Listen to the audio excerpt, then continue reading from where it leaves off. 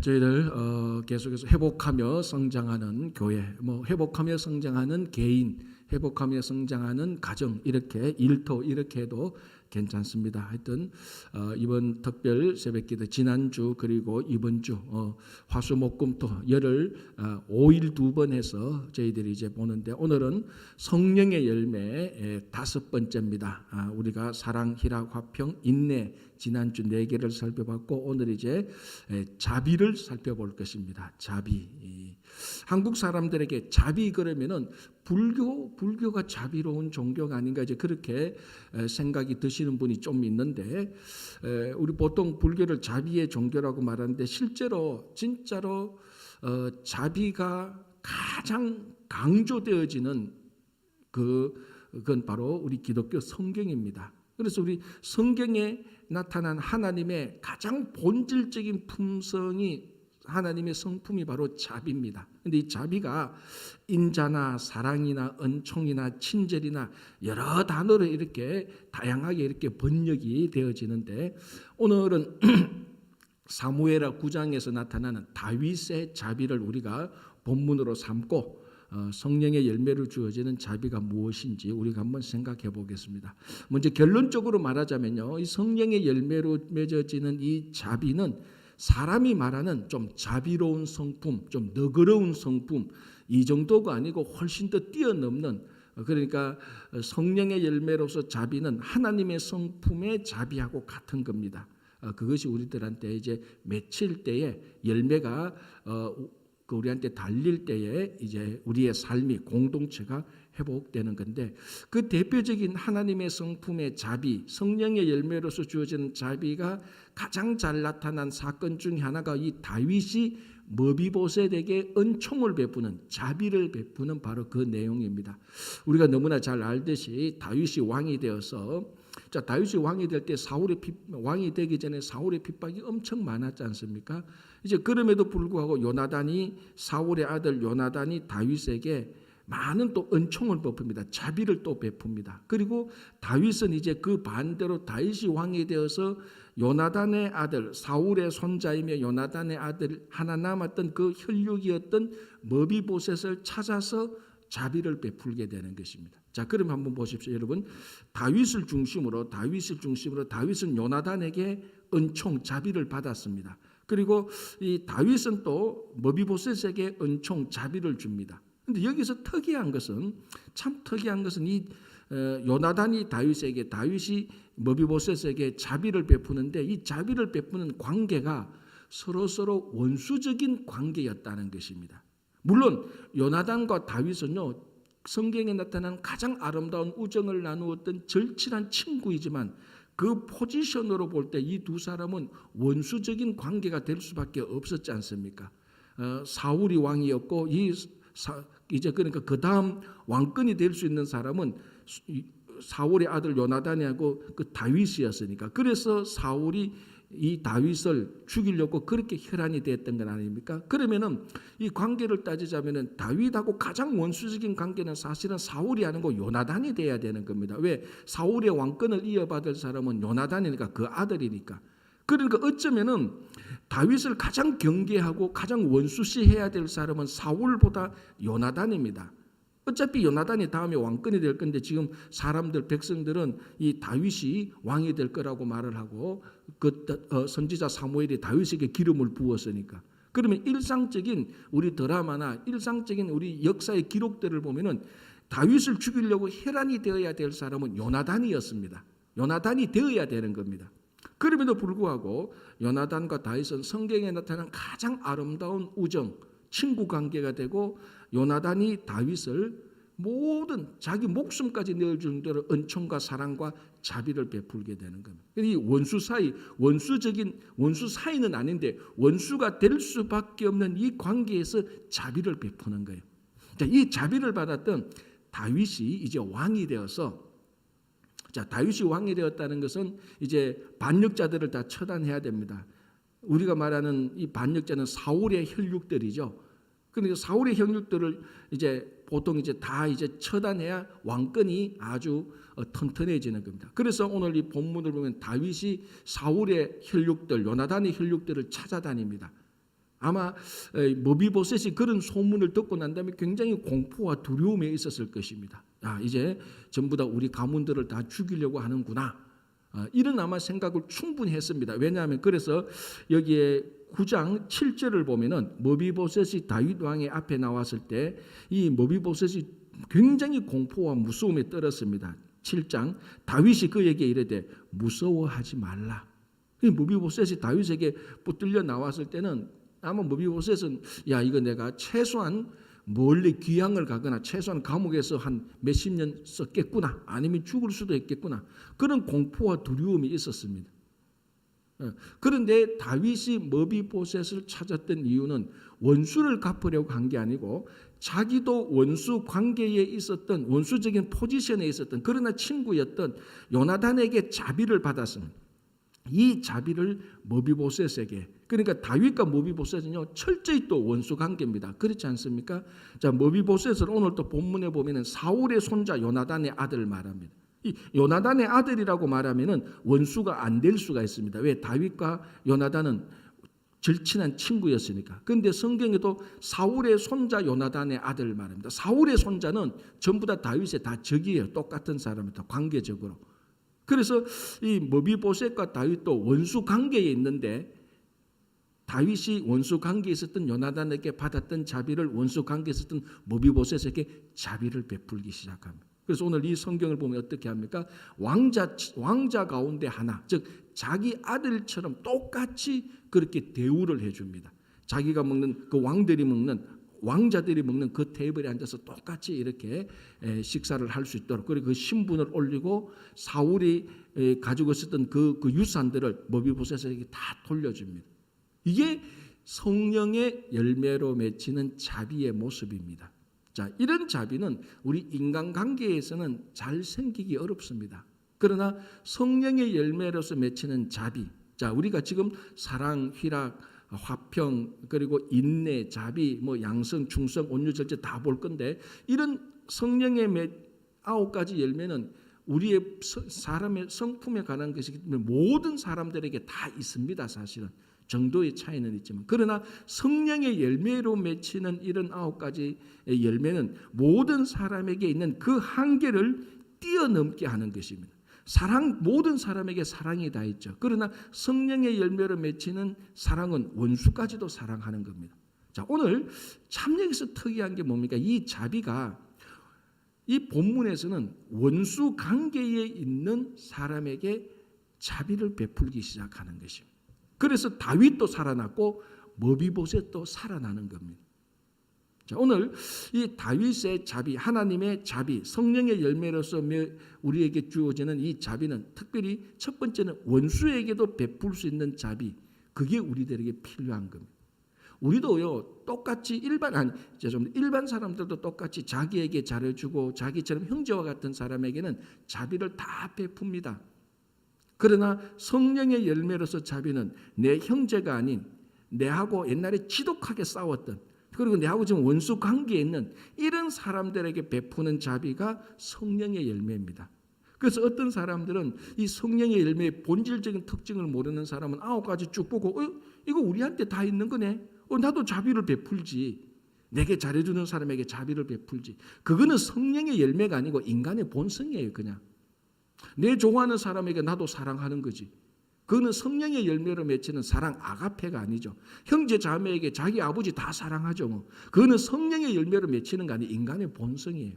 성령의 열매는 그 한계를 뛰어넘는, 그래서 제가 처음 말할 때 성령의 열매로서 사랑은 헬라어로 아가페라고 말을 했습니다. 자비도 같은 맥락인데 훨씬 더 자비는 실천적인 맥락이 이 성령이 훨씬 더 가깝죠. 그래서 원수에게도, 옛날에 내게 안 좋게 했는 사람에게, 상처를 준 사람에게도 자비를 베푸는, 은총을 베푸는 게 이게 바로 자비입니다. 그래서 성령의 열매의 5번째 자비에게 우리에게 맺힐 때 각자가 회복되고 공동체가 회복되고 원수 관계에 있던 사람들이 다시 회복되기 시작하는 것입니다. 그리고 이 머비보셋에게 베푼 자비를 보면요, 성령의 열매로서의 자비는요, 보잘것없는 사람에게, 다시 말하자면은 내가 이 사람에게 이런 자비를 베풀었는데 이 사람이 내게 내가 베푼 자비를 돌려줄 것 같지 않은 사람에게도 자비를 베푸는 겁니다. 다시 말하자면은 성령의 열매로서 자비는 투자가 아닙니다. 우리는 은근히 자비를 베풀면서 뭔가 모르게 은근히 투자의 개념이 살짝 들어갑니다. 우리는 원체 그런 세상에서 살았고 그런 교육을 많이 받았기 때문에 내가 자비를 베푼다고 말을 하면서 자비를 베푸는데 저쪽에서 아무런 반응이나 어떤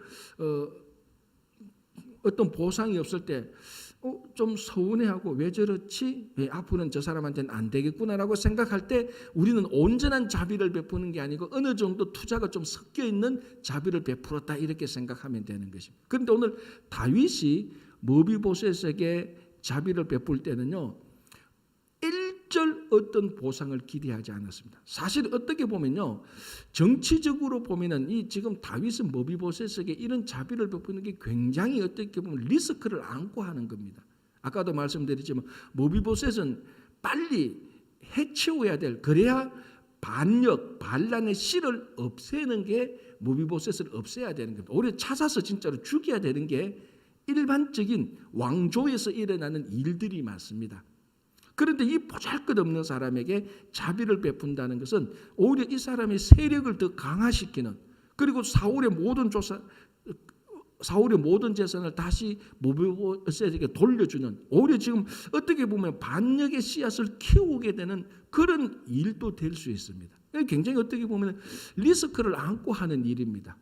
그러니까 다윗이 머비보셋에게 자비를 베푼다, 이거는 일절 어떤 투자가 아니고 손해를 보는 일입니다, 사실은. 그리고 이게 바로 자비의 은혜가 있죠. 자, 우리가 어떻게 자비를 베풀면서 내가 덕을 보겠다, 그 생각은 성령의 열매로서 맺히는 자비는 절대로 아닙니다. 주석에서 말하는 투자 개념이 더 가깝죠. 그래서 우리가 성령의 열매로서 맺히는 열매, 하나님의 성품으로서 맺히는 이 자비는요, 결국 우리가 어떤 이익을 바라는 것이 아니고 보상을 바라는 것이 아니고 그저 정말 나도 하나님에게 자비를 받아서 하나님의 은총을 받아서 구원받은 사람이니 나도 그냥 어떤 조건 없이, 그러니까 언컨디셔널하게 베푸는 것이 오늘 이 다윗의 자비가 되는 것입니다. 자, 이제 또 이 다윗의 자비, 아니 성령의 열매로서 맺히는 이 자비는요, 다양하게 제가 번역이 된다고 말하고 있습니다. 그리고 여기서 꼭 이제 우리가, 여러분 영어 성경을 보면 이 자비에 대해서 어떤 성경은 mercy라고 말할 수도 있죠. 어떤 성경은 kindness라고 말하고 있습니다. kindness. 우리가 중학교 때 영어 단어 배울 때 kindness 제일 처음 배웠던, 여러분 영어 단어에는 뜻이 몇 개 있잖아요. 1, 2, 3 몇 개 있잖아요. kindness를 찾아서 딱 보면 1번이 뭐가 나옵니까? 자비가 아니고 친절이죠. 그렇지, 그래도 다 중학교 때 영어 단어는 다 제대로 공부하신 분들이에요. kindness 그러면은 답 쓸 때, 옛날에 단어 시험 칠 때 kindness 쓸 때는 무식한 선생님은 그 자비 써놓으면 틀렸다고 말해요. 친절을 써야 답이에요. 그런데 kindness 안에 있는 성령의 열매로서 맺히는 kindness, 자비로 번역되는 kindness의 단어의 원래 뜻은요, 친절하고 굉장히 깊은 관련이 있습니다. 그래서 어떻게 보면은 성령의 5번째 열매는 우리가 알아듣기 쉽게 말하면 자비 그리고 친절입니다. 친절.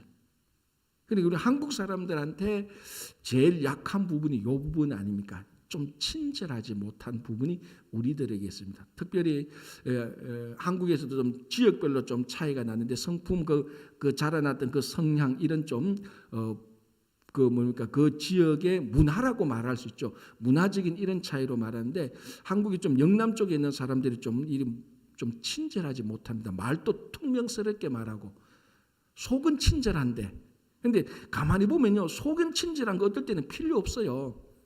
겉으로 친절한 게 굉장히 필요해요, 사실은.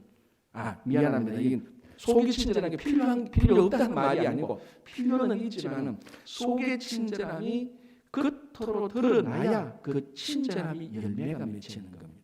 속에는 친절한데 말 퉁퉁 말을 퉁명스럽게 하고요, 굉장히 말을 억세게 하면요, 같이 있는 이 관계로서 불편합니다.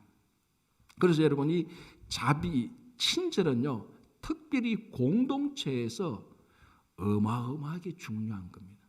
아니, 더 쉽게 좀 우리가 단순하게 말하면요, 교회 공동체에서 제일 중요한 덕목 가운데 하나가 친절입니다. 친절. 근데 한국 사람들은 친절에 대해서 그만큼 친절이 좋은 거는 다 알지요. 중요하다는 것도 알지만은 친절의 중요성이 얼마나 무겁다는 것은 우리들이 굉장히 약하게 생각합니다.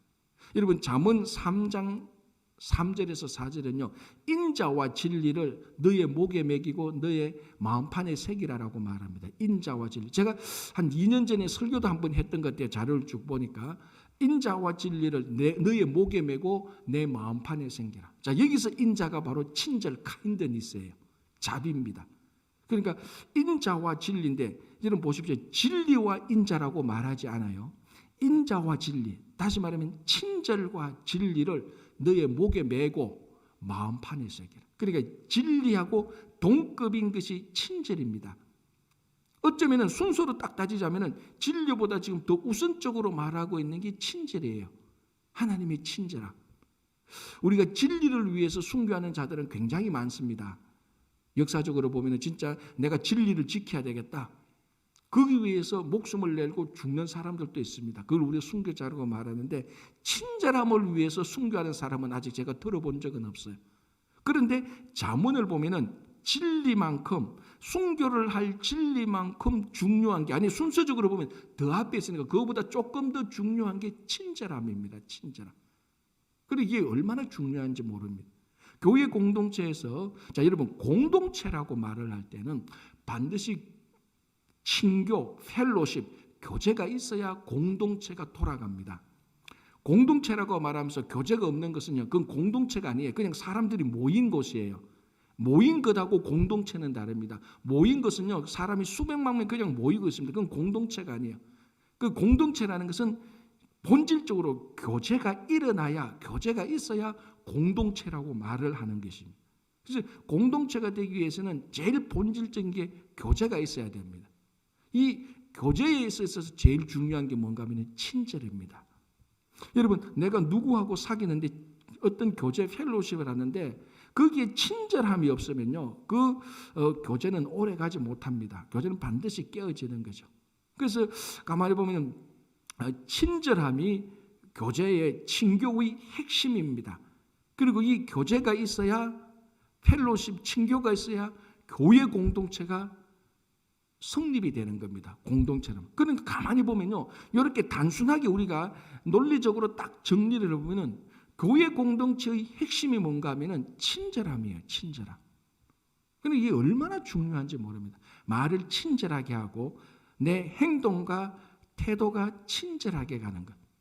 자, 그래서 여기서 말하는 친절, 우리가 신적 친절이다 이렇게 말합니다. 그게 인자고, 그게 다른 말로 말하면은 자비함이 되는 것입니다. 여러분, 교회에서 가장 좋은 설교가 뭔지 아십니까?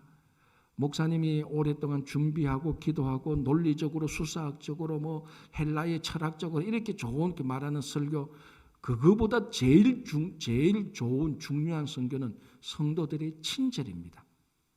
자, 우리가 이제 새가족하고 할 때 이럴 때 좀 교육하는 어떤 내용들인데요. 새가족이 교회에 와서 가장 자기도 모르는 사이에, 때는 뭐 자기도 의도적으로 보려고 하는 사이에서 제일 중요하게 는 것은 그 교회의 분위기가 얼마나 친절한가. 교인들의 말투와 태도와 처음 오는 사람들에게 바라보는 시선, 비록 과하게 어떻게 오셨어요, 누구세요 이렇게 말은 안 하더라도 새로운 사람, 낯선 사람이 자기 공동체에 들어왔을 때 그분을 바라보는 시선, 그분을 대하는 태도, 거기에서 말하지 않아도, 과하게 액션하지 않아도 처음 오는 사람은 거기에 대해서 굉장히 민감하게 본능적으로 느낍니다. 제가 그런 부분에 참 예민해요. 이게 여러분, 그런 부분은요, 내성적인 사람일수록 훨씬 더 예민해요. 또 수줍음을 타는 사람일수록 훨씬 더 예민해요. 딱 어떤 공동체 딱 들어가면요, 누가 말하지 않고 어떤 두 사람이 지나가도 이 사람이 친절하게 지나가는지 불친절하게 지나가는지 느낄 때가 있어요. 처음 봐도. 그러니까 이게 어떤 한 공동체에서 가장 좋은 설교는요, 누가 말을 잘한다, 그 교회 설교자가 얼마나 설교를 위대하게 한다, 그거 아닙니다. 그 공동체 멤버들의 친절한 말, 친절한 말투, 친절한 행위, 친절한 태도입니다. 제일 중요한 거. 그래서 교회 공동체에서 그 공동체가 살아나고 공동체가 기쁨으로 다이나믹하게 움직이게 되는 본질은요, 친절입니다. 친절. 그리고 어마어마하게 중요한 겁니다. 이 친절. 그래서 이 친절이 교제의 핵심이고 교제가 교회 공동체의 핵심이라 볼 때 우리는 친절, 이 성령의 열매는 반드시 맺혀야 되는 겁니다. 그런데 혼자 있는데 친절할 필요는 없어요. 여러분 한번 생각해 보시죠. 무인도에 자기 혼자 사는데 친절할 필요가 없죠. 물론 뭐 누구는 그러더라고요. 목사님 그래도 거기 무인도에 가면은 늑대도 나타나고 곰도 나타나면 그 피조물에게도 친절해야 됩니다. 이렇게 말하면은 그렇게 말하면 제가 뭐 할 말은 없지만은 사람과 사람 사이에 혼자 있을 때는 친절하지 않아야 돼요. 그러나 두 사람 무슨 말인가 하면 두 사람 이상이 되면 어쨌거나 공동체입니다. 공동체는 반드시 친절로 시작해야 되는 것입니다. 친절한 말투, 친절한 태도, 친절한 행위. 그것이 공동체를 살리는 것입니다. 자, 여러분 그래서 이 친절은요, 성품이기도 하지만은 훈련입니다. 훈련. 랍비 요하난이라는 사람이 친절은 체질이 아니고 훈련이라고 말을 했습니다. 그래서 어떤 사람은 목사님 나는 뭐 성질이 좀 우리 말하면 더러워서 좀 급해서 저는 친절하고 거리가 멉니다. 그 사람은 친절을 성품으로만 알았지 우리가 맺혀야 될 성령의 열매, 그리고 우리가 다듬어져서 친절해져야 되는, 하나님의 훈련을 받아서 친절해져야 되는 것은 생각하지 않습니다. 여러분 여기서 친절은요, 체질이기 전에 성품이기 전에 훈련을 받아야 되는 겁니다. 자, 여러분 뭐 아시는 분은 아시겠지만 영화 킹스맨이라는 영화가 있었어요. 몇 년 전에. 이 액션 영화인데 그 킹스맨이라는 영화의 주제 모토가 뭔 줄 압니까? 매너가 사람을 만든다는 거였어요. 그래서 영어로는 manner makes man. 친절이 사람을 만든다. 그래서 그 영화를 보면 이제 영국 신사가 젠틀하게 나와서 이제 스파이 뭐 이런 활동을 하는 건데 아주 뭐 영화에서 이제 그러니까 친절하지 못한 무례한 악당들, 이런 사람들이 이제 막 친절한 신사가 이제 물리치는 그런 내용들이 많이 나옵니다. 그래서 그 주제가 manner makes man. 그래서 MMN이라고 말해요. manner makes man. 매너가 사람을 만든다. 제대로 만든다는 거예요. 자, 여러분 친절이라는 것이 우리 삶 속에 에티켓과 매너로 나타나는 겁니다. 우리 삶 속에 실제로 나타나는 것. 좀 에티켓은 뭐고 매너가 뭐냐면은 크게 보면 똑같은 건데요. 이렇게 보면 됩니다. 우리가 밖에 나가서 어떤 힘든 일을 할 때 여성들은 신체적으로 약하니까 남성이 여성을 보호해야 되는 것은 이거는 에티켓입니다. 당연히 에티켓이죠. 그런데 남성이 여성을 어떻게 보호하느냐가 그 방식이 매너입니다. 매너. 그러니까 친절은 에티켓과 매너로 나타나는 거죠. 예를 들자면은 이런 게 있습니다.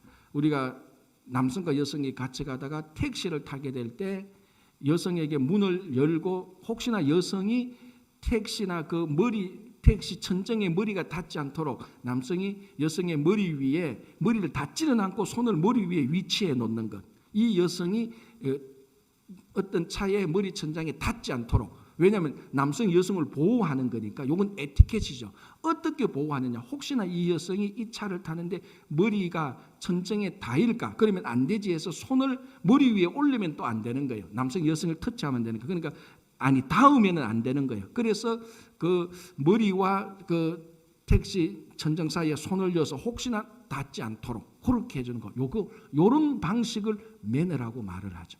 그래서 우리 사람의 친절함이, 실제적으로 신앙의 친절함이 일상적인 삶 속에서는 에티켓과 매너로 나타나는 거죠. 자, 그렇다면요, 신앙이라는 것은 내가 뭐 학교에서 잘 배웠다 못 배웠다 그거 아닌 겁니다. 한 사람에 대한 내 삶의 태도입니다. 그렇죠. 그래서 사실은 성경 읽을 때 친절함의 열매일 때요, 자기가 뭐 좀 권력 있다고, 자기가 좀 힘이 있다고 약한 사람 무시하는 건요, 이것만큼 무례한 사람 없습니다. 하나님께서 보실 때는 그런 걸 제일 싫어하는 겁니다. 자기가 힘이 있고 권력이 있다고 약한 사람을 무시하는 거. 그건 에티켓 자체가 없는 거예요. 친절 자체가 없는 거예요. 그리고 사람을 보호할 때 무례하게 하는 것, 예의를, 쉽게 말하면 매너, 예의가 없는 것, 그거는요, 나는 원래 좀 그런 분위기에서 좀 자랐어요, 그럴 수는 있어요. 그러나 이 성령의 열매로서 자비, 친절, 이게 예의와 매너, 에티켓이라는 것을 우리가 알게 될 때는요, 그걸 배워서 훈련받아야 돼요. 그게 우리가 신앙의 훈련하고 똑같은 것입니다. 목사님 놔두세요, 난 이렇게 그냥 살게요. 그거는요, 신앙의 훈련 안 받는 거하고 똑같습니다. 그래서 이 신앙의 열매로서 친절함은요, 우리 성도가 되면은 성숙하는 데 있어서 굉장히 중요하게 되고 교회 공동체에 있어서 너무너무 중요한 것입니다. 그래서 성령의 열매로서 우리가 이 자비, 친절함은 늘 맺혀 있어야 되는 거예요. 자, 마지막으로 하나만 더 할게요. 이 자비함은 또 관대함으로 나타납니다. 이 자비는요, 마음속에 있는 것이 아니고 겉으로 많이 드러나는 거예요. 관대함. 예를 들자면은 우리 아브라함과 롯 있잖아요. 아브라함과 롯이 그 삼촌과 조카 사이잖아요. 그래서 이 사람들이 가나안에 와서 우리가 창세기를 보면은 하나님께서 복을 주셔서 농사꾼도 그 자기 밑에 종들도 많고 이제 막 그 가축이 많아집니다. 자, 이때 어떻게 합니까? 한 지역에서 아브라함의 가축과 롯의 가축이 많고 그 일꾼들이 많아지니까 자꾸 다툼이 생기는 겁니다. 갈등이 생기고. 그래 아브라함이 가만히 보니까 이 지역에서 너와 나가 같이 살 수 없겠다. 지역이 너무 좁고 하나님께서 주신 복이 많으니까. 그때 아브라함이 어떻게 합니까? 롯을 불러서 롯아, 우리가 이거 피스풀하게 헤어져야 되겠다. 왜냐하면 우리 이 좁은 땅에 너무 하나님께 주신 복이 많으니까 이 복 때문에 우리가 싸우겠다. 갈등이 있겠다. 그래서 피스풀하게 헤어지자. 너가 먼저 좋은 땅으로 가라. 네가 먼저 좋은 걸 선택해라. 그래서 내가 선택해서 네가 오른쪽으로 가면 난 왼쪽으로 갈게. 네가 왼쪽으로 가면 난 오른쪽으로 갈게. 자, 요 태도, 아브라함이 조카 롯을 불러서 관대함을 베풀어 주는 거예요. 사실은 우리 보통 하면 어떻게 합니까? 아브라함이 조카 불러가지고, 야, 우리 이거 너무 이 땅이 비좁고 하나님께 주신 복이 많으니까, 야, 너 내 때문에 여기 왔잖아, 가나안. 네가 내 따라왔잖아. 야, 그리고 서열을 봐. 내가 삼촌은 네 조카인데 이렇게 말은 안 하지만 그런 마음은 있겠죠. 야, 우리 헤어져야 안 되겠나?